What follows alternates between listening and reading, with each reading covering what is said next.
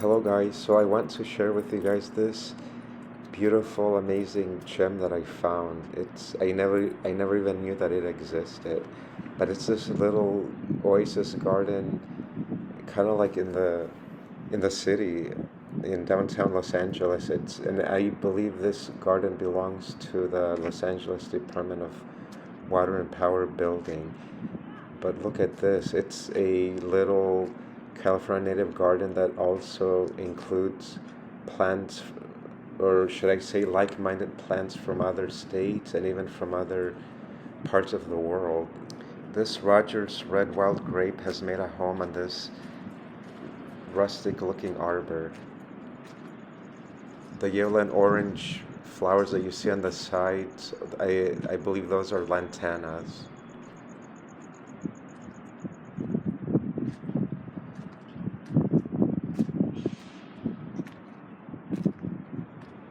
And coming up right now is a plant that's definitely on my bucket list, and this one is called the pink fairy duster. It's a California native, but I'm not really sure if this is actually the pink fairy duster or the red fairy duster.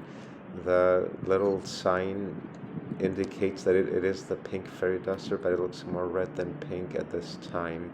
So, but definitely on my bucket list.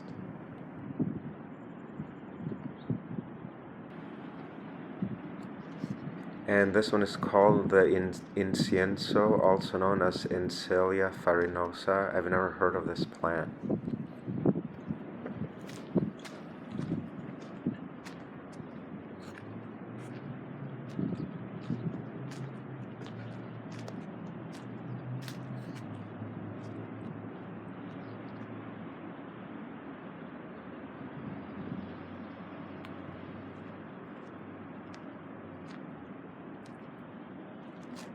And this one right here, it's called the yellow bird of paradise.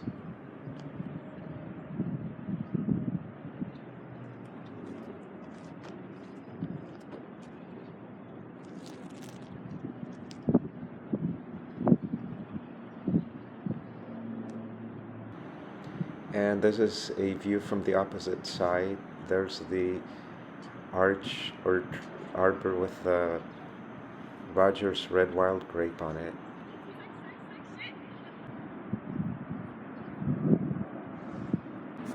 And this one right here, this is the Allen Chickering sage, another California native plant.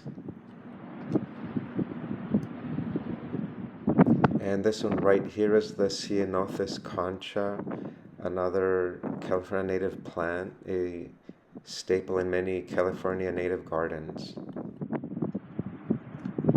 This one right here, it's called the red bird of paradise.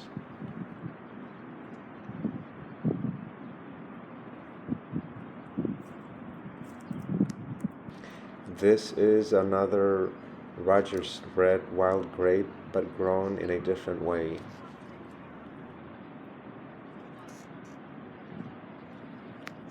This one here, I'm not sure what it is. It didn't have a sign, but it definitely is a Ceanothus. I just don't know which cultivar it is.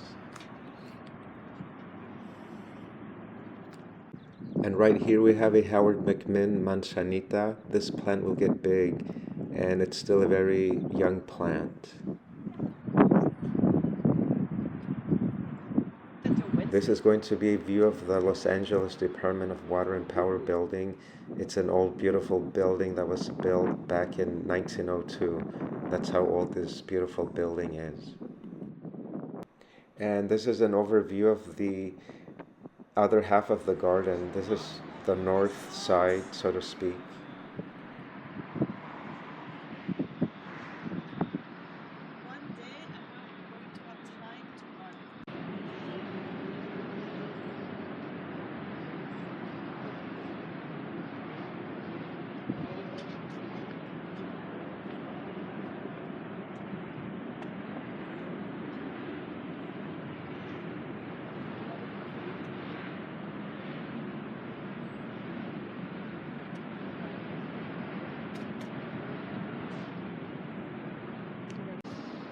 This is a California wild grape. I love how when the other leaves look like that, gives that white, different color. And I believe this one is called San Diego Ceanothus. I never knew that San Diego had a ceanothus named after it, but that's pretty cool. And right here we have the black mondo grass. I wish this grass was native to California, but it would definitely fit in here at the Gothic Garden of Usher. But this black mondo grass hails from Japan. Absolutely stunning. Right now it looks kind of brownish. I'm not sure how this plant works, but I hear that it has purple blooms. Just imagine that. And here's another view of the California wild grape, also known as Vitis californica, or is it Vitis californica? I'm not sure how you say that, but it is simply stunning on that arched trellis right there. I wish I could fit one here in my garden. That would be awesome. And there on the left hand side you see another wild California grape growing in a different manner, and right next to it, this one is called the Pride of Madeira. I'm assuming it's from the Portuguese island of Madeira, but it is simply stunning. Again, not native to California, but it can still coexist with a native California plant.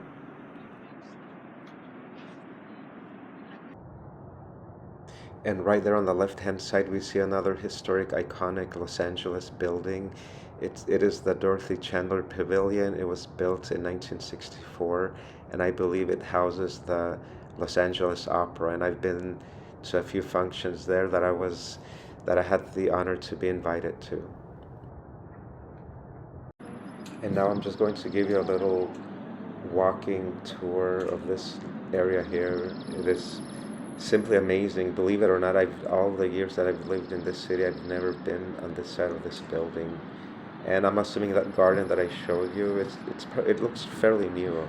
Something that I learned from this little garden tour is that while you can have a little garden, you can still have a variety of many different plants in your garden, because I know that's kind of looked down upon by a lot of gardeners, that you're not supposed to have one of each plant in a garden, that it could possibly look tacky or whatever. But when you have a small garden, that can be a challenge. So that's basically what I'm aiming for. I'm planning to put a bunch of different plants into my garden, as many different types as I can. So we'll see how it works out.